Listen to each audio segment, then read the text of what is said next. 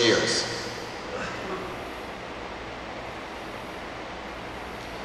Now, of course, in 2009, we have a new president who was elected under the premise of change that we can believe in. But when it comes to this policy of the United States providing these weapons to Israel, let's examine whether there indeed has, in fact, been any change in that policy.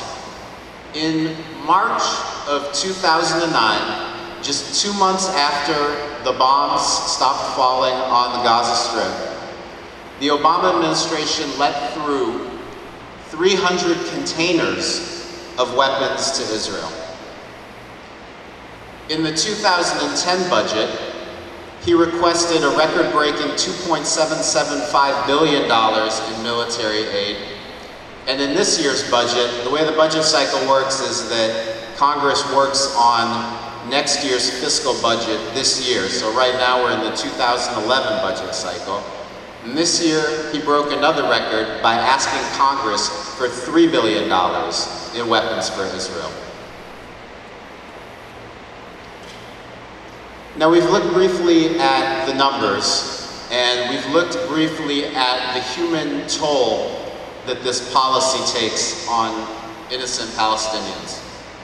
Let's briefly review some of the laws that are in place that should protect the United States from having its weapons misused by Israel in such a blatant fashion. It's not as if we're asking for anything extraordinary or irrational when we say that military aid to Israel needs to end. What we're saying is that the United States should follow its own laws that it wrote itself. So, for example, we have the Arms Export Control Act, which states that weapons can be used by a foreign country for one of two purposes: internal security or legitimate self-defense. Now, when you engage in a foreign military occupation, by de facto, you're not using these weapons for internal self-defense. You're using them for foreign military occupation. And of course, it's never legitimate self-defense to deliberately target, injure, and kill civilians and destroy civilian infrastructure. Such acts are war crimes and can never be considered legitimate self-defense. The Foreign Assistance Act states that no country can receive any form of aid from the United States if it engages in a consistent pattern of gross violations of human rights. And if you look at the State Department's own reports on Israel's human rights practices, you will see that even the State Department acknowledges that Israel does engage in this systematic pattern of human rights violations. Finally, we have the Leahy Law, which is something that's written into the annual budget process each year, which states that the United States should cut off military aid to the unit, the specific unit of any military that has committed a human rights abuse. So when we look at these laws in their collective, and then we also look at the impact that these weapons have on Palestinians, we can clearly see that we have the law on our side, and we obviously have morality and justice and peace on our side as well when we make these arguments. Now, as if the financial and moral and legal considerations weren't bad enough, when you look at government allocations and budgets, the thing that's important to keep in mind is that a budget is always a moral document. It reflects what our priorities are as a community and as a nation, and how we project those values to the entire world. So for every dollar in weapons we spend, that's one less dollar to meet the human needs of people in communities like Kansas City and in your community.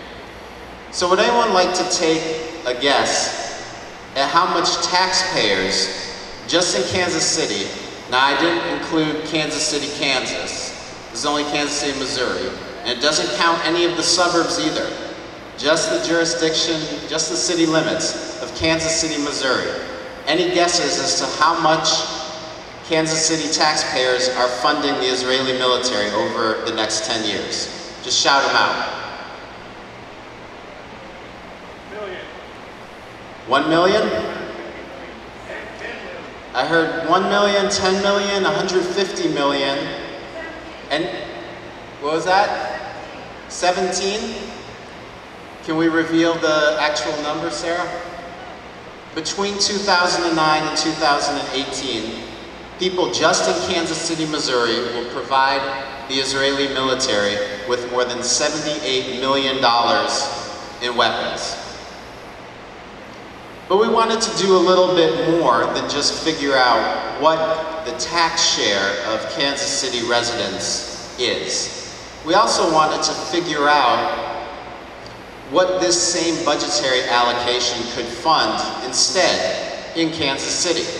And if you go to a website which we launched in February, which is www.8toisrael.org, you can also look up these same figures for your city, for your county, for your state, for your congressional district, all on a very easy to use interactive map. So we wanted to know what else could this $78,626,021 purchase for people in Kansas City instead of weapons for Israel to kill and injure innocent Palestinian civilians. We found that the federal government could fund in Kansas City affordable housing vouchers, Section 8 affordable housing vouchers for low-income families to help them with rent payments. 955 low-income families in Kansas City. That same money could be used instead to train more than 1,300 people who are unemployed and retrain them and provide them with the skills that they need to enter the green jobs economy. We found that this same level of military aid could provide at-risk students in Kansas City, more than 2,300 of them, with the early reading education programs that are vital to their educational development. And finally, we spoke about healthcare earlier tonight. The most surprising statistic of all, in my opinion, is that the United States federal government, with this same budget allocation, could provide healthcare for uninsured people in Kansas City to the tune of almost 64,000 people without healthcare insurance within this city. So when we talk about Israel's human rights violations, when we talk about the terrible ramifications that Israel's behavior has for Palestinians, we also need to keep in mind that these policies that we bankroll, that we support, come at a domestic price that increasingly we cannot afford either. But it's not enough, and if we can go to the next slide, it's not enough just to talk amongst ourselves and even to educate ourselves about this issue. It's important to take action, because no policy change has ever occurred in this country solely because people wanted it to change. Policy change happens as a result of people like me and you and everyone in this room organizing and educating people in the community and putting pressure on our elected representatives to change that policy. So what I'd like to do is encourage all of you to get involved with our campaign to end military aid to Israel. And I'm going to ask Peter if you can come up and distribute some of these postcards to the crowd. We have pre-addressed letters to President Obama urging him to spend this $30 billion on unmet needs in our communities instead of bankrolling Israel's human rights violations of Palestinians. Take some for your friends, take some for your co-workers, take some for folks in the mosques and in the churches and in the other institutions that you belong to. But it can't just be signing a